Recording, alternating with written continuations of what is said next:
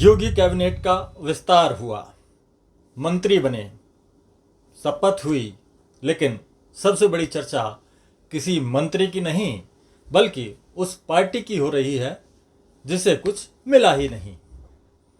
आखिर बीजेपी ने जयंत चौधरी और आरएलडी को दूरी पर क्यों रखा?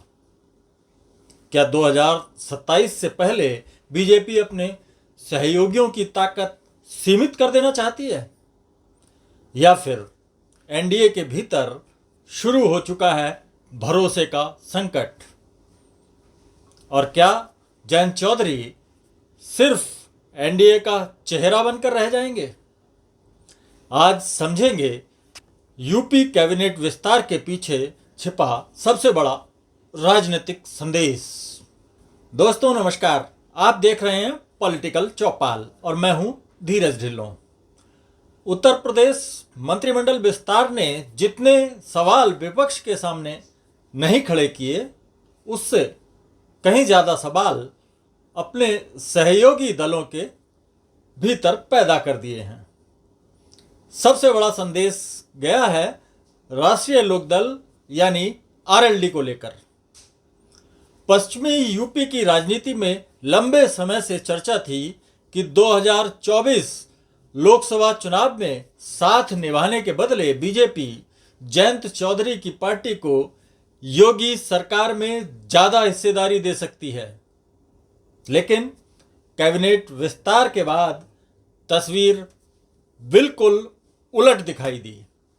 बीजेपी ने साफ संकेत दिया कि सहयोगियों को सम्मान तो मिलेगा, लेकिन प्रदेश में स्वतंत्र ताकत बनने की पूरी छूट नहीं।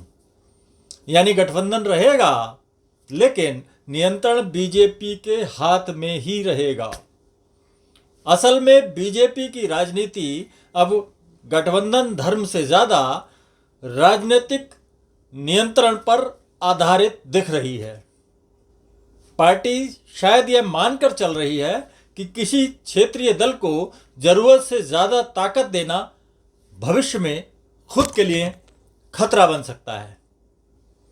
आरएलडी के साथ भी कुछ ऐसा ही हुआ है। जयंत चौधरी को केंद्र की राजनीति में महत्व देकर बीजेपी ने संदेश दिया कि राष्ट्रीय स्तर पर सम्मान मिलेगा, लेकिन यूपी में संगठनात्मक ताकत बढ़ाने की पूरी छूट नहीं मिलेगी। बीजेपी की चिंता भी पूरी तरह बेबुनियाद नहीं है। पश्चिम यूपी में आज भी आरएलडी का आधार जाट राजनीति, किसान अस्मिता और क्षेत्रीय पहचान पर टिका हुआ है। बीजेपी जानती है कि अगर आरएलडी को योगी सरकार में ज़्यादा जगह मिली तो पार्टी पश्चिमी यूपी में फिर से अपने पुराने प्रभाव को मजबूत करने की कोशिश करेगी। हाल के दिनों में गौरव स्वरूप और उमेश मलिक जैसे नेताओं की जयंत चौधरी से मुलाकातों ने भी बीजेपी नेतृत्व को संकेत दे दिया था कि आरएलडी भविष्य के लिए अपने विकल्प खुले रखना चाहती है।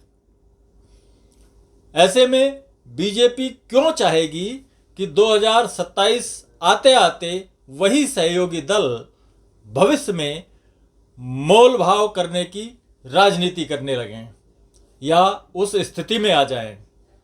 यही वजह है कि इस कैबिनेट विस्तार में बीजेपी ने सहयोगियों से ज़्यादा अपने संगठनात्मक ढांचे को प्राथमिकता दी, अपनी सोशल इंजीनियरिंग रिपेयर की। पिछड़े, अति पिछड़े और संगठन से निकले चेहरों को आगे बढ़ाकर बीजेपी ने साफ संकेत दिया कि 2027 की लड़ाई वह कोर बीजेपी मॉडल पर लड़ना चाहती है, न कि क्षेत्रीय दलों के सहारे। यही वह रणनीति है जिसने बीजेपी को कई राज्यों में सहयोगियों पर निर्भर रहने के बजाय अपना अलग सामाजिक गठबंधन खड़ा करने में मदद की है। लेकिन इस रणनीति का दूसरा पक्ष भी है दोस्तों। अगर सहयोगी दलों को लगातार यह महसूस होने लगे कि बीजेपी उन्हें सिर्फ चुनावी उपयोग तक सीमित रखना चाहती है, तो भविष्य में गठबंधन राजनीति में अविश्वास बढ़ सकता है। अब सबसे बड़ी चुनौती जयंत चौधरी के सामने है। केंद्र की राजनीति में मंत्री पद और बीजेपी का साथ उन्हें राष्ट्रीय पहचान तो दे सकता है, लेकिन क्या इससे आरएलडी पश्चिमी यूपी में अपनी क्षेत्रीय ताकत बचा पाएगी? पार्टी में दम ही नहीं होगा तो क्या करेगी राष्ट्रीय पहचान? कब तक जयंत चौधरी को बर्दाश्त करेगी बीजेपी?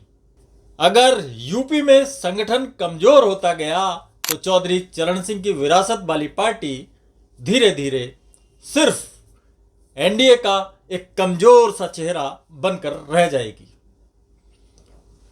योगी कैबिनेट विस्तार ने इसलिए सिर्फ मंत्री नहीं बनाए, बल्कि एक बड़ा राजनीतिक संदेश भी दे दिया है। बीजेपी अब सहयोगियों को उतनी ही जगह देगी जितनी उसकी अपनी राजनीतिक जमीन सुरक्षित रहे। बाकी सब गठबंधन धर्म नहीं, सत्ता का गणित है। नमस्कार दोस्तों, आपको यह वीडियो पसंद आया हो तो शेयर करें, लाइक करें और चैनल को सब्सक्राइब भी करें।